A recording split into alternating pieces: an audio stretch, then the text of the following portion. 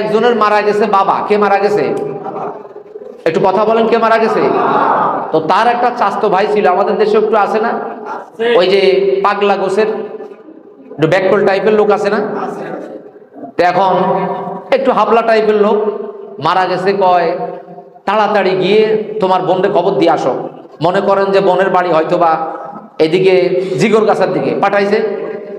এখন যাওয়ার সাথে সাথে বোন দেখে তো পাগল হয়ে গেছে, আরে ভাই তুমি এতদিন পরে আইছো, জবাই করে দিছে মুরগি। কি জবাই করে দিছে? মুরগি।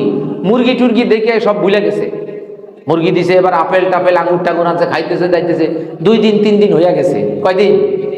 এবার বনে পুকুর পাড়ে যায় জিজ্ঞেস, কয় এ ভাইয়া তুমি কি মনে করে আসছো, কালে না ভদ্রে না, আমার বাড়ি এতদিন পরে আসছো, কি মনে করে আসছো?